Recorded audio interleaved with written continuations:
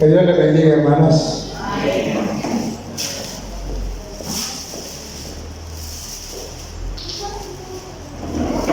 Estamos contentos de ver a la hermana Leti. Tenía días de no verla. Sí. Y también a la hermana Lilia y su papá y su esposo. Bienvenidos. ¿Verdad? Teníamos más días de no verlos. ¿Verdad? Y bienvenidos todos, hermanos. Vamos a estudiar ahora un tema que es increíblemente importante para el tiempo que estamos viviendo.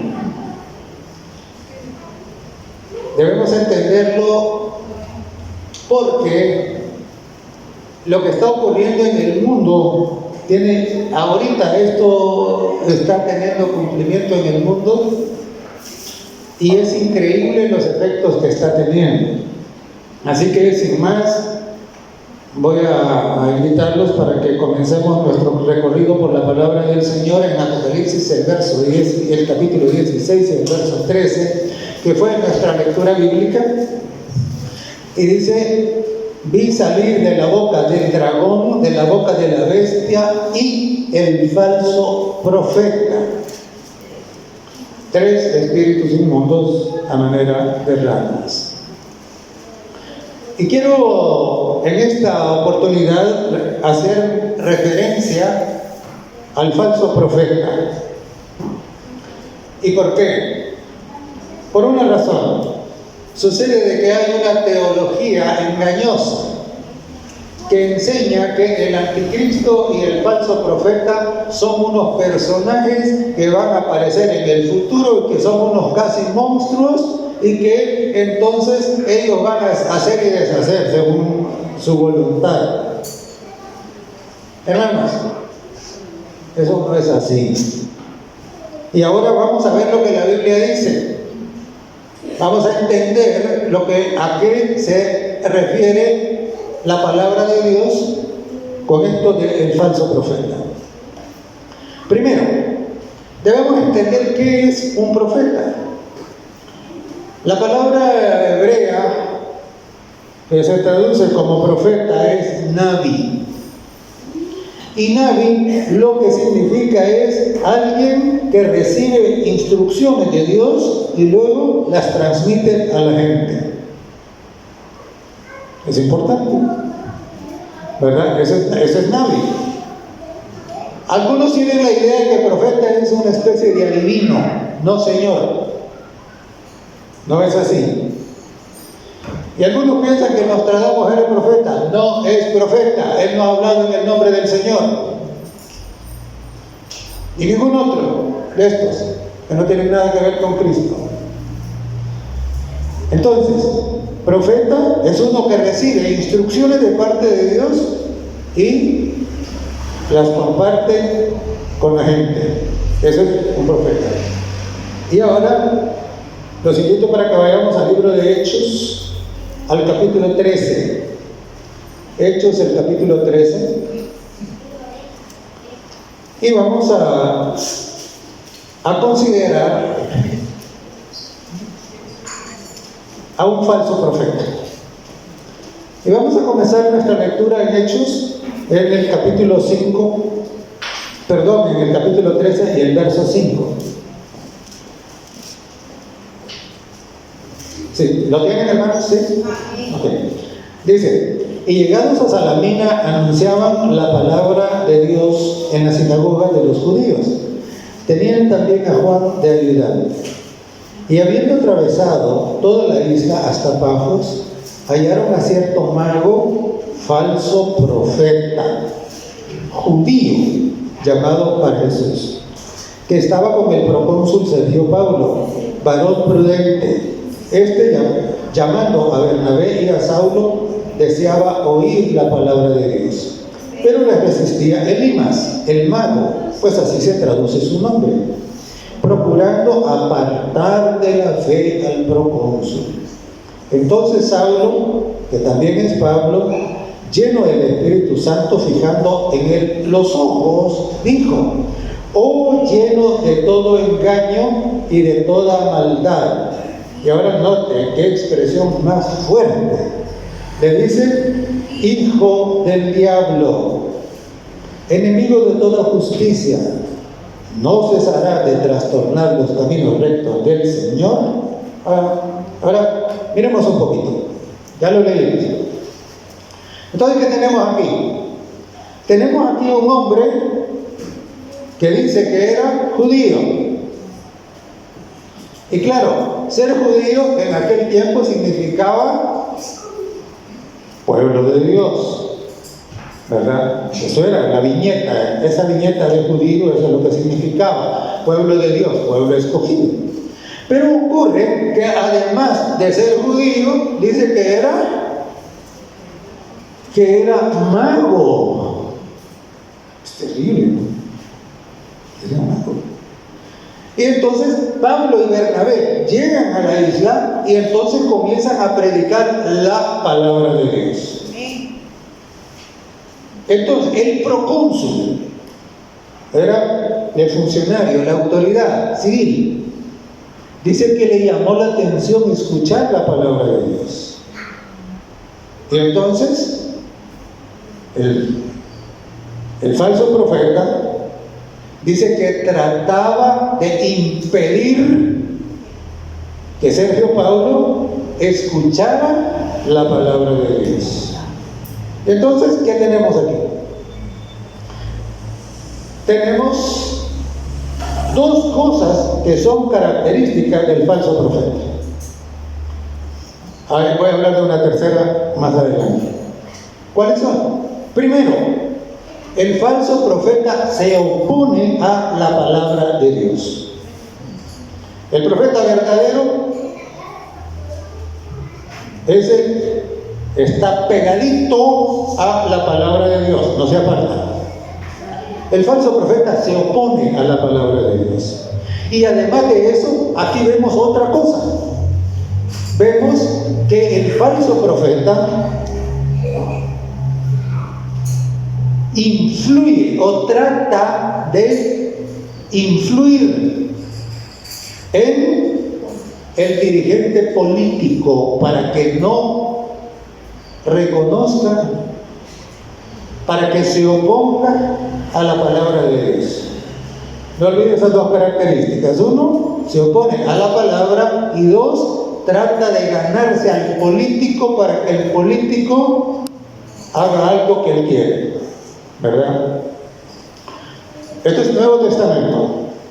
En el Antiguo Testamento tenemos otro ejemplo. Vamos al libro de Jeremías, al capítulo 28.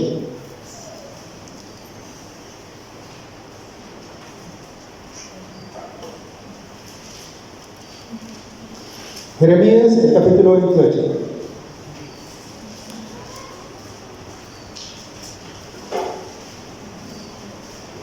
No voy a ir verso por verso en el 28, hermano, usted puede leerlo, pero por razón de tiempo, ¿no?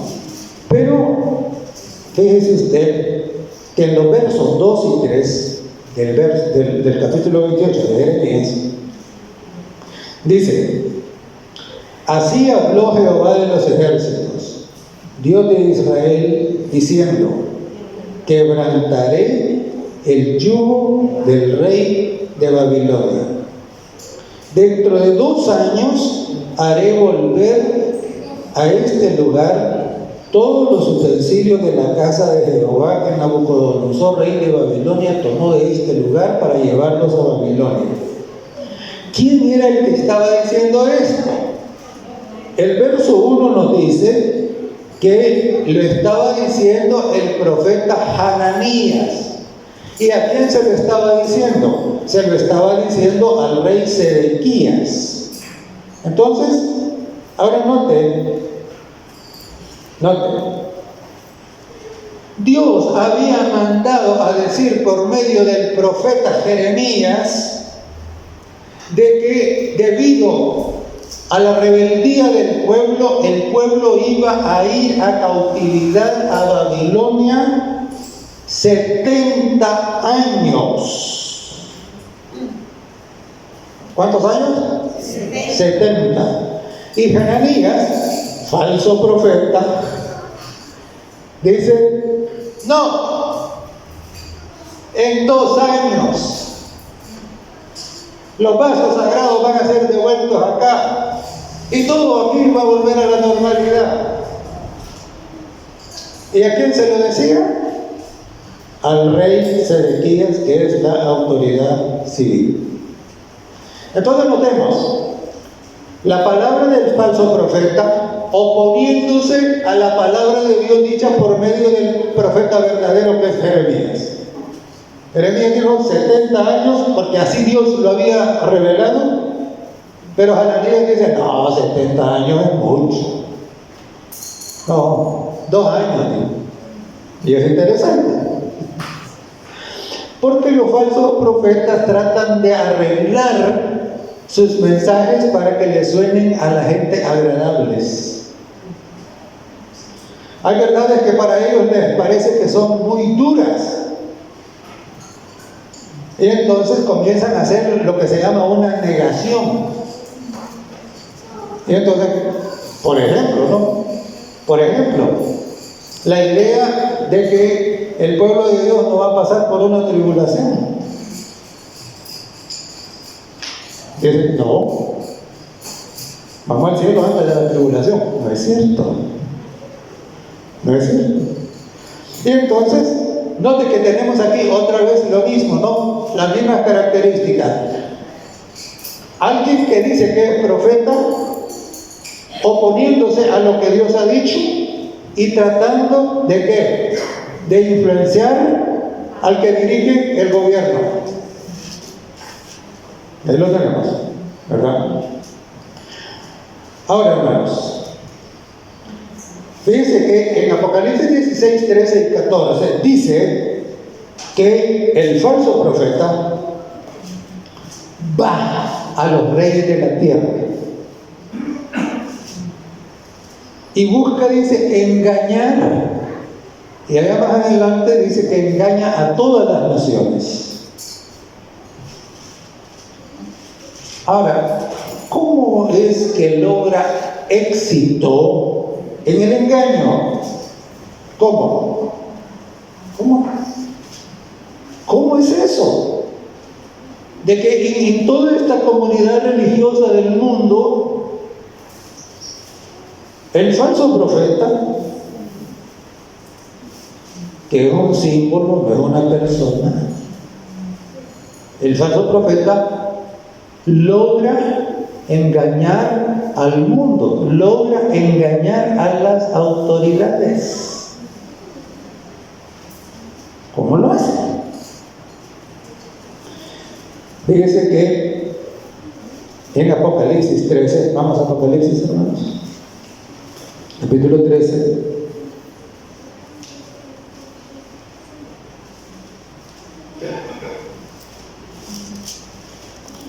Los versos 13 y 14.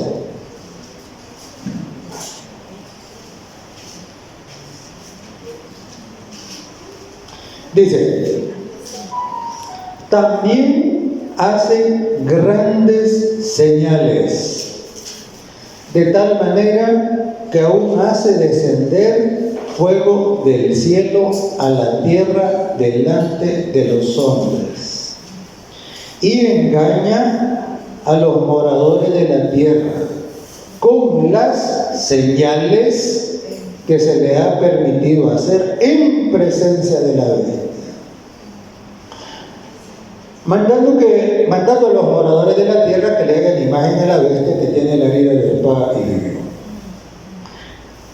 Además, bueno, ya cité Apocalipsis 16, 13 y 14, ahí dice que estos espíritus, que estas señales, porque la pregunta es, bueno, pero es que hacen milagros. Pues claro que hacen milagros. La pregunta es, ¿cómo es que los hacen? Y la respuesta la tenemos aquí en Apocalipsis 16, 13 y 14. Dice que son espíritus inmundos, a manera de ranas, son espíritus de demonios. estos son, dice, los que hacen las señales que utiliza el falso profeta para engañar a los reyes de la tierra y engañar a todas las naciones. Y en Apocalipsis 19, el verso 20, oiga usted, Apocalipsis 19, 20, dice: y la bestia fue apresada, y con ella el falso profeta, que había hecho delante de ella las señales con las cuales había engañado a los que recibieron la marca de la bestia y habían adorado su imagen. Y dice, estos dos fueron lanzados vivos dentro de un lago de fuego que arde con azufre. Muy bien. Entonces, ¿cuál es el punto? El punto es este. Los falsos profetas no respaldan su afirmación de venir de parte de Dios con la palabra de Dios. Respaldan su afirmación de ser profetas con milagros, con señales sobrenaturales. Entonces, claro, y hay un montón de gente que no estudia la palabra de Dios, que ellos piensan que todos los milagros son de Dios. Y el falso profeta les dice, sí, no, aquí está el poder. Y entonces, hermanos, ¿hay milagros? Sí, sí hay. Así que el problema no es que haya milagros, el problema es quién hace los milagros. La Biblia dice que los milagros que el falso profeta pone como respaldo de su autoridad, dice que esos milagros los hacen los demonios. Eso es lo que está escrito. Ahora, hermanos, cuando los discípulos le mostraron el templo hermoso, que había sido arreglado bien bonito por el rey Herodes, Jesús les dijo, este es el orgullo de ustedes. Aquí no va a quedar una piedra sobre la otra. Y ellos quedaron espantados. ¿Cómo es posible que la casa de Dios sea destruida?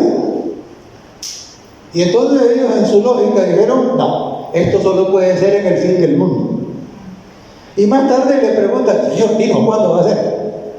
¿Y qué señal habrá de tu venida y del fin del mundo? Y entonces el Señor Jesucristo comenzó a decirles varias cosas. Pero hay una que repitió 3 veces. ¿Cuál es?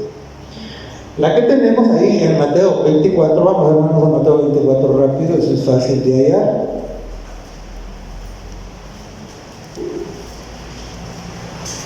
Mateo 24. Y en los versos 4 y 5 dijo, respondiendo Jesús les dijo, mirad que nadie, ¿qué cosa? Os engañe. Mirad que nadie os engañe, porque vendrán muchos en mi nombre diciendo, yo soy el Cristo, y a muchos engañarán. Y luego en el verso 11, de nuevo dice, y muchos falsos profetas se levantarán. ¿Y a cuántos engañarán? A muchos. Y luego en el verso 24 dice, porque se levantarán falsos cristos y falsos profetas. ¿Y qué harán? ¿Cuántas? ¿Señales chiquitas? No, dice grandes señales. Y además dice, y prodigios. Y harán grandes señales y prodigios. Y entonces, luego Dice, de tal manera que engañará, si fuera posible, ¿a quién?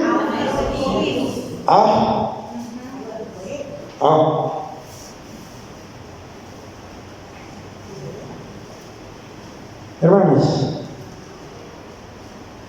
¿quiénes somos después de ellos?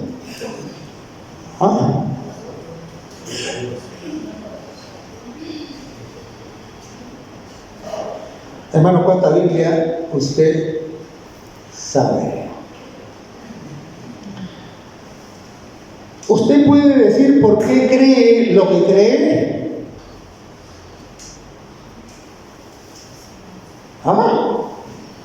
¿O es usted uno de estos que dicen es que el pastor dice? No, Cristo lo dice.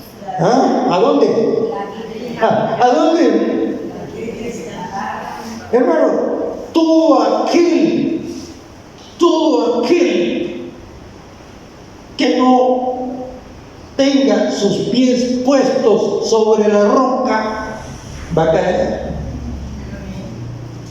Fíjense que después, en el capítulo 24, después de que Jesús habló de las señales, inmediatamente se refirió a la segunda venida. Inmediatamente. ¿Esto qué quiere decir? Que esto de los falsos profetas iba a abundar más mientras más cerca estuviéramos de la segunda venida. Porque está escrito que el diablo sabe que tiene poco tiempo. Desafortunadamente hay muchos que piensan que todavía falta un montón. No falta un montón. Falta poco tiempo. El diablo lo sabe. Usted también tiene que saberlo. Y entonces por eso es que él, falso profeta aquí, falso profeta allá, falso profeta allá, falso profeta más allá, haciendo milagros. ¿Y la gente qué?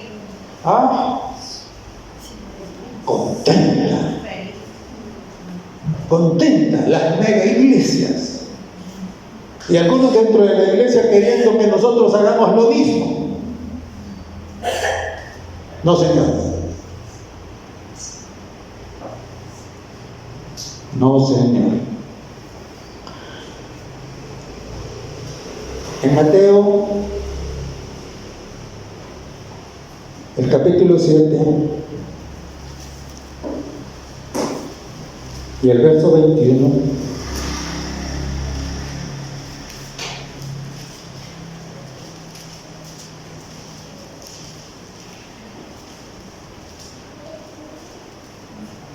Mateo capítulo 7, verso 21, dice así: no todo el que me dice Señor, Señor, entrará en el reino de los cielos, sino el que hace la voluntad de mi Padre que está en los cielos. Muchos me dirán en aquel día: Señor, Señor. Y luego, ¿qué dice? No dice eso. No dice. No profetizamos, dice primero. Ay. Miren qué problema. Dice que estos vienen y dicen: Señor, Señor, si nosotros éramos profetas, teníamos don de profecía. ¿Cuál? El de Hechos 16. Había una muchacha que adivinaba. ¿Sí o no? Sí.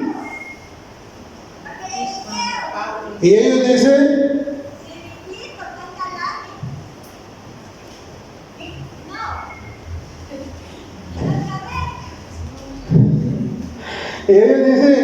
entonces, es que fíjese que a mí me dijo que me iba a pasar tal cosa. Y me pasó. Y entonces, como me dijo que iba a pasar tal cosa y me pasó, ya la Biblia no importa, me importa lo que él dice.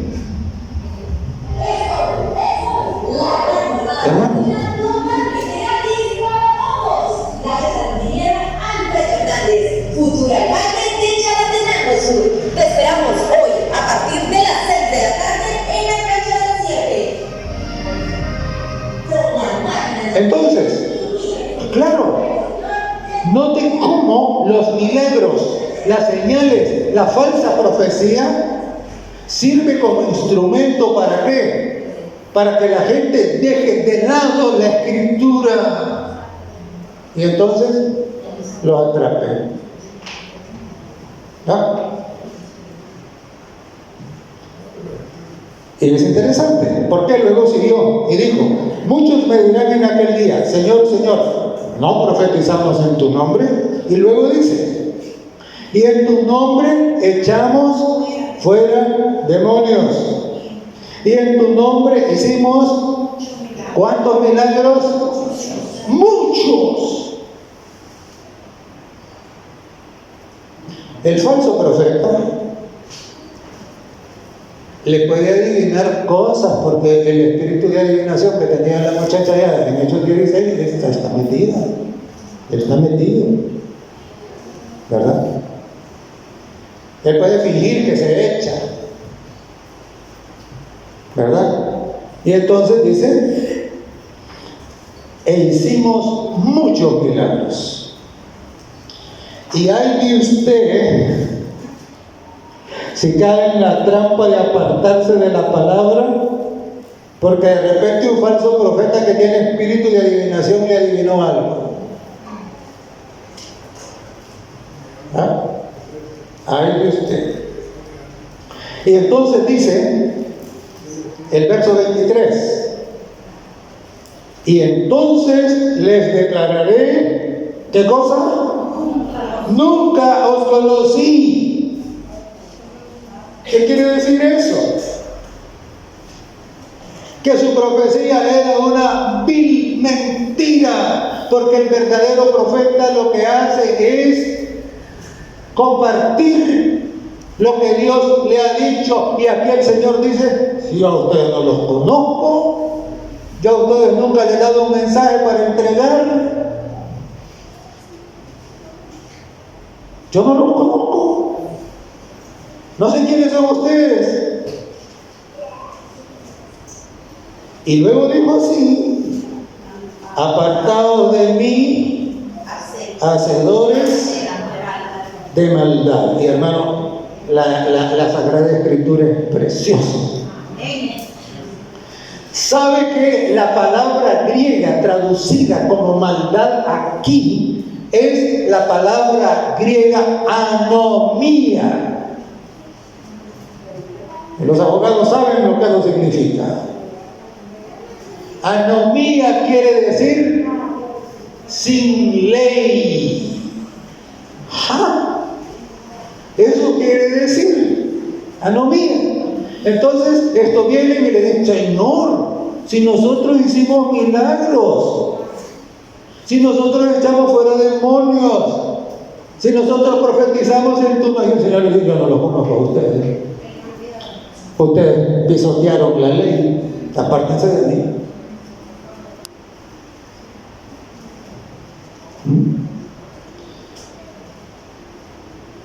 ¿Estamos claros? Okay. Entonces, claro, anomía es que sin ley, está abolida, está abolida. Falso profeta, Dios no los conoce, ¿verdad? Y es interesante, hermano, ¿por qué? Ay, que la Biblia es fascinante, hermano.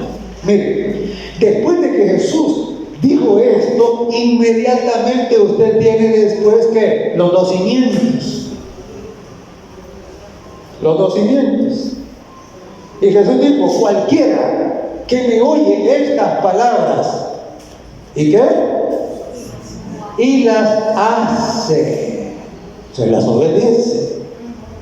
¿Ah? A este le compararé como uno que edifica su casa, ¿sobre qué? Sobre la roca. Sobre la roca. Y cuando viene la tribulación, cuando viene la persecución, cuando vienen los falsos milagros, cuando viene lo que sea, ¿qué pasa? Está firme. Está firme, no se doblega, no se entrega, no traiciona al Señor. no se acobarda. Pero otro dijo, no edificó sobre la roca. El que oye esto dice, ¿y qué? Y no lo hace. Recuerde usted que en este sermón del monte Jesús había dicho que Él no ha venido para abrogar la ley y los profetas, que Él había venido para cumplir. Y entonces dice que cualquiera que oye estas palabras y no las hace, le compararé con un hombre insensato que edificó ¿sobre qué? Sobre la arena. Sobre la arena. Y cuando le viene el juicio, ¿qué hace? Fue grande su ruina, dice.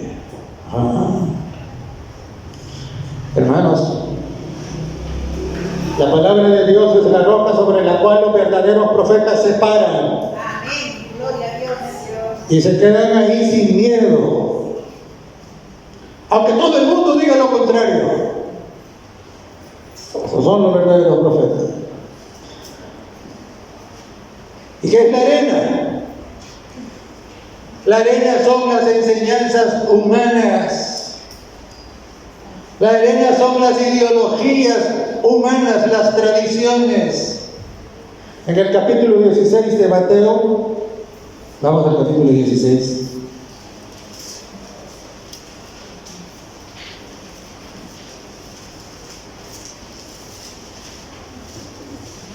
Tenemos ahí un pasaje.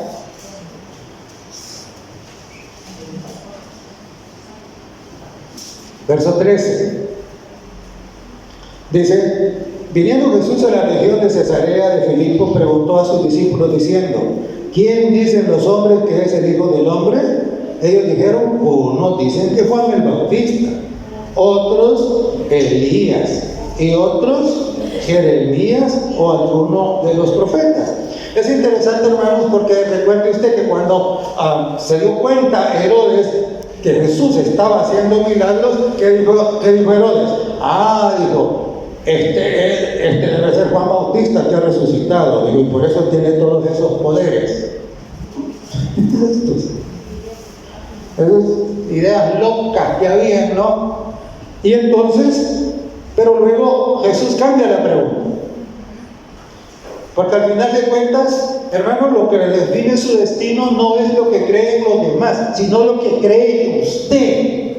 Amén. Y entonces el Señor le dice, bueno, ya oí todas esas arenas que creen los demás, ahora, ¿qué creen ustedes? Y entonces el que saltaba siempre, Pedro, ¿verdad? Pedro te adelanta, ¿no? Y dice, respondiendo Simón Pedro dijo, tú eres el Cristo, el Hijo del Dios viviente. Amén. Hermano, ¿qué significa eso? ¿Sabe qué significa? Uno, decirle que Él era el Cristo, significa, el Cristo es la palabra griega que corresponde con la palabra Mesías hebrea. Es decir, que Pedro estaba diciendo, Señor, tú eres el Mesías, el que fue prometido allá en el Edén que iba a venir. Tú eres el Mesías, el que profeta tras profeta han estado anunciando. Tú eres el Redentor de Israel. Tú eres el único que puede ser nuestro abogado. Tú eres el único en cuyo nombre podemos tener salvación. Tú eres el único mediador. Todo eso está contenido en esa expresión. Tú eres el Cristo. Qué lindo, ¿eh? Pero no solo le dijo eso, también le dijo el Hijo del Dios viviente. Y hermano, ¿qué significaba eso? ¿Sabe? Hubo un momento en que los judíos querían matar a Jesús a pedradas. Y entonces Jesús les preguntó: ¿y por cuál buena obra me quieren apedrear? Y entonces ellos le contestaron: por buena obra no te apedreamos.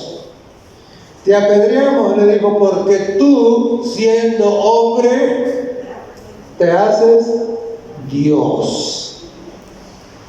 Los judíos tenían bien claro que hijo del Dios viviente significaba Dios. Era Dios. Entonces Pedro, cuando le dice: tú eres el Cristo, el Hijo del Dios viviente, Pedro está reconociendo, está aceptando que Jesús es el Mesías prometido, el único Salvador, y está aceptando que Jesús es Dios.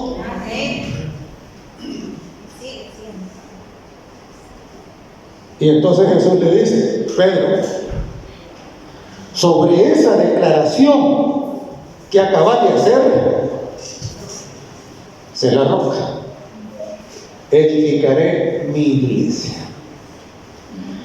Hermanos, si alguien trata de ¿qué? De rebajar a Jesucristo al mismo nivel de cualquier otro fundador de cualquier religión, falso profeta, parado en arena. Si alguien no reconoce que Jesucristo es Dios, en el cual reside la plenitud de la deidad, falso profeta, está parado en arena. La iglesia del Señor proclama que Jesús es el único que puede salvar. Proclama que Jesús es Dios hecho hombre para poder operar nuestra salvación. ¿Ya? Y dijo: sobre esa declaración he establecido la iglesia. Nadie que niegue cualquiera de esas dos puede ser verdadero profeta, porque se opone al fundamento establecido por Cristo para la iglesia. ¿Estamos entendidos? Amén. Hermanos, a mí me encanta porque Pedro hubo un momento en el capítulo 6 del Evangelio de Juan, nos cuenta que el Señor había multiplicado los panes, le había dado de comer a la gente andaba detrás de él por motivos materiales, por reino terrenal. Y entonces el Señor Jesús les dijo: miren, aquí no se trata de reino terrenal, aquí el asunto no es política, aquí el asunto no es otra cosa, aquí es lo que Dios ha dicho: yo soy el pan que ha descendido del cielo, el verdadero maná. Esto trata del reino de los cielos. Y entonces dice que unos que lo oyeron dijeron: pero es que eso no nos gusta a nosotros. Y entonces dice que dieron la vuelta y lo abandonaron. Y en el verso 68, versos 67 y 68 de Juan 6, entonces el Señor Jesús se fue un montón. Se fue un montón porque ellos andaban por motivos equivocados. Y entonces ahora el Señor les dice, y se queda ahí con los discípulos, ¿no? A mí me encanta el Señor. Porque dice: ay, ustedes se van a ir también, le dice. Se van a ir también. Qué lindo es el Señor, ¿verdad? Porque Él no retiene a nadie a la fuerza. Él respeta el libre albedrío. Él nos da libertad para escoger. No nos obliga. Y Él le dice: ¿ustedes se van a ir también? Y la respuesta del Pedro. ¿Qué respondió Pedro? Señor, le dijo, ¿y a quién vamos a irnos? Si solo tú, le dice, tienes palabra de vida eterna. Ningún filósofo, ningún ideólogo, ningún científico, ninguna nada. La palabra de vida solo está en Cristo. Y entonces dice: ¿y a quién iremos? Solo tú tienes palabra de vida eterna. Y es interesante, porque antes, allá en el capítulo 16, el Señor Jesús, cuando Pedro le dice, tú eres el Cristo, el Hijo del Dios viviente, el Señor Jesús le dice algo que es clave. Le dijo esto, le dijo, tú eres Pedro, y sobre esa declaración que acabas de hacer, sobre esa es la roca, le digo, sobre eso voy a edificar la iglesia. Pero le dijo algo más. Esto, le dijo, no te lo reveló carne y sangre, sino mi Padre que está en los cielos. ¿Y qué quiere decir que no se lo reveló carne y sangre? Carne y sangre significa lo humano. Eso significa, el Señor le está diciendo, no ha llegado a esa conclusión porque alguien te lo dijo, porque alguien lo anunció, porque un rabino dijo esto, y esa ha sido la perdición de los judíos, creer más en las tradiciones rabínicas que en la palabra de Dios. Y entonces, no te lo reveló carne y sangre. Y hermano, usted tiene que estar seguro que lo que cree no se lo ha revelado carne y sangre, sino Dios. Porque ese es el problema, que a veces venimos a la iglesia y venimos creyendo cosas que son inventos de los hombres y contrarios a la palabra de Dios. Entonces, las revelaciones de la carne y la sangre, ¿qué son? Las tradiciones, los acuerdos humanos, las ideologías, las filosofías humanas. Eso son las enseñanzas de la carne y la sangre. Y algunos quieren venir con esas cosas a la iglesia y revolverlas con el evangelio. No, Señor, no se puede. Y entonces le dijo, eso te lo reveló mi Padre que está en los cielos. Y hermano, ¿cómo el Padre que está en los cielos nos revela las cosas? A través de su palabra. A través de su palabra. Ahora, hermanos, el falso profeta tiene al inicio que tenía tres características, y ya yo había mencionado dos. ¿Cuáles eran? ¿Cuáles eran?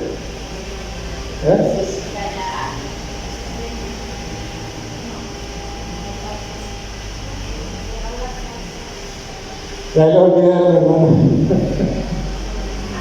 Pero voy a recordar. Y repaso. Uno, se opone a la palabra de Dios. Dios ha dicho sábado, falso profeta dice domingo o cualquier otro día.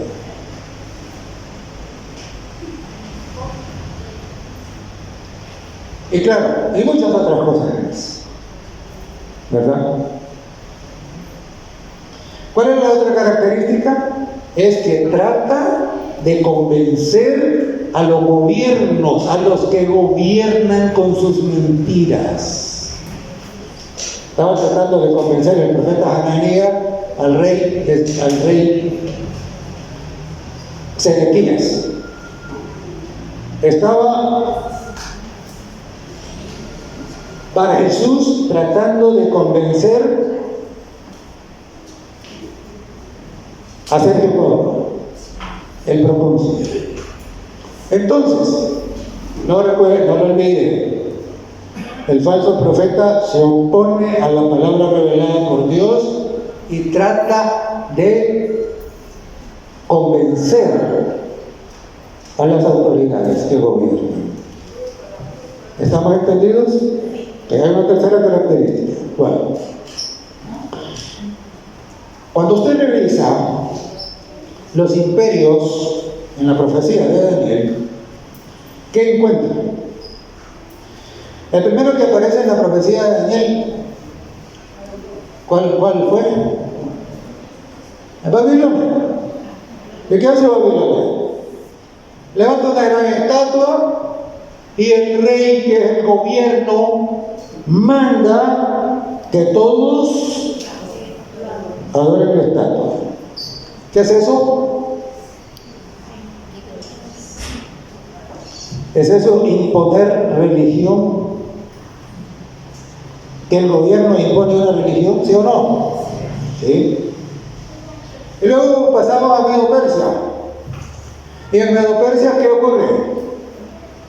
Los engañadores van al rey, lo engañan, y entonces le dicen: oh rey, que nadie le ore a otro Dios sino solamente a ti. Le están diciendo: tú vas a ser nuestro Dios exclusivo, al rey.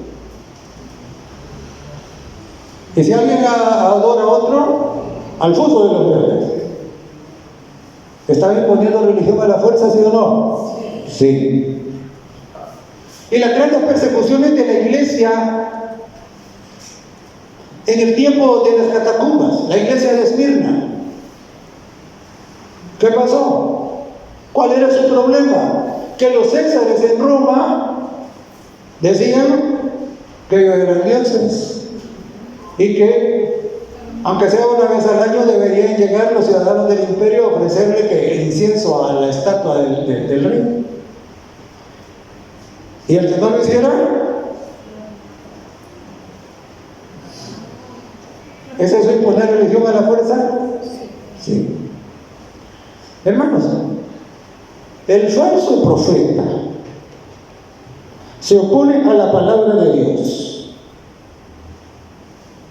Busca engañar a los que gobiernan para imponer una religión falsa. Y es interesante, una religión idolátrica. Y ahora le explico. Hermano, ¿qué es un ídolo? ¿Qué es un ídolo? ¿Cómo? Algo que se adora. Exactamente, eso es. Un ídolo es algo o alguien que usted pone por encima de Dios, al que usted le da más importancia que a Dios, al que usted le obedece más que a Dios. Y el Señor Jesús nos advirtió. Nosotros podemos tener, a veces pensamos que los ídolos son solo estatuas. No, Señor. No. Es increíble la cantidad de ídolos que a veces nosotros seguimos conservando. Es increíble. ¿Saben? El Señor Jesús dijo: el que ama más que padre, madre, hijos, ¿ok? No es digno de mí. ¿Qué es lo que está diciendo el Señor? No conviertan a nadie en su ídolo. Eso es lo que está diciendo. No conviertan a nadie en su ídolo. No. Entonces, claro, su ídolo además, pues, esos son los más cercanos, ¿no? Los más fáciles de convertir en ídolos. Mire, es increíble un montón de gente con la que a veces estudiamos la Biblia y que dice: ay, pero es que mi familia, dice. Su familia es su ídolo. Ay, pero es que yo me voy a morir en la religión de mis padres. Sus padres son su ídolo, ¿verdad? Y entonces, no. Hermano, cuando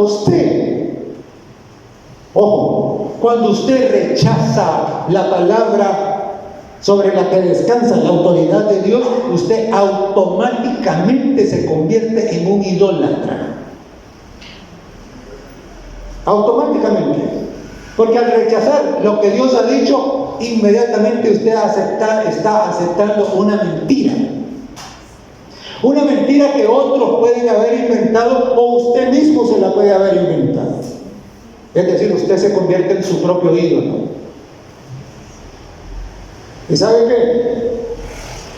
El falso profeta que esto representa a todas estas religiones que de manera consciente se oponen a la palabra de Dios por motivos políticos, que ahí andan detrás de los gobiernos en el mundo, que ahí andan uniéndose, haciendo acuerdos. Están edificando sobre la arena. Para ellos, ¿qué? Los organismos como la ONU, como la OMS, como el Foro Económico Mundial, como las conferencias de las partes en asuntos del medio ambiente, esos son sus ídolos. Pues increíble, ¿no? En el Foro Económico Mundial y en la COP hay ahora reuniones de lo que le llaman las religiones unidas. Ese es ahora su ídolo, ¿no?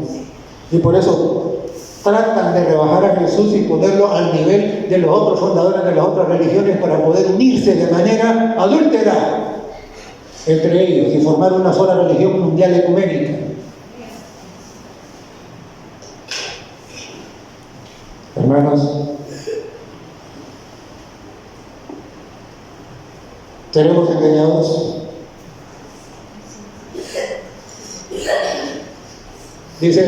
Dijo Jesús, el que edifica sobre la roca, no importa lo que venga, va a estar en pie. Entonces, hermanos, quiero terminar con este pensamiento. Miren, estaba escuchando una conferencia sobre las leyes de la salud mental y me llamó la atención, porque dice que usted puede conseguir que su cerebro vaya renovando unas conexiones nerviosas y retrasar el Alzheimer, retrasar cualquier cosa de estas, si usted hace una de estas tres cosas. Uno, que usted aprenda otro idioma, ¿verdad? Dos, que usted aprenda a tocar un instrumento musical. Y tres, la más poderosa de todas, la que el espíritu de profecía nos dice, es que usted memorice la Biblia.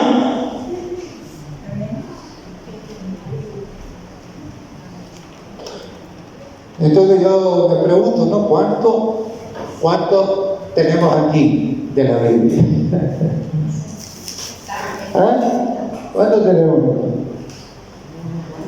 Hermanos, en mi corazón he guardado tus dichos para no pecar contra ti.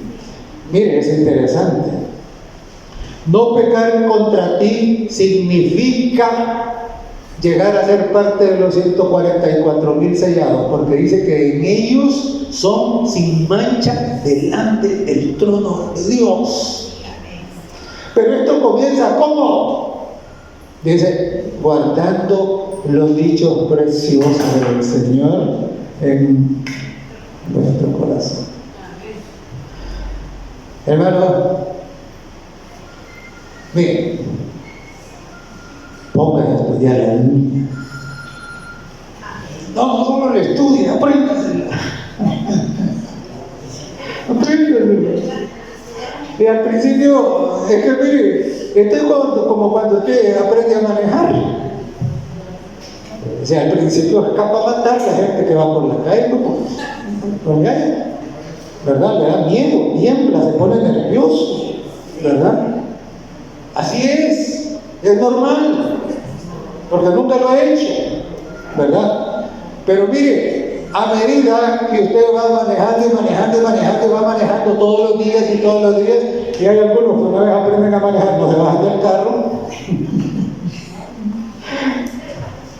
¿Sabe qué? Después ya no cuesta.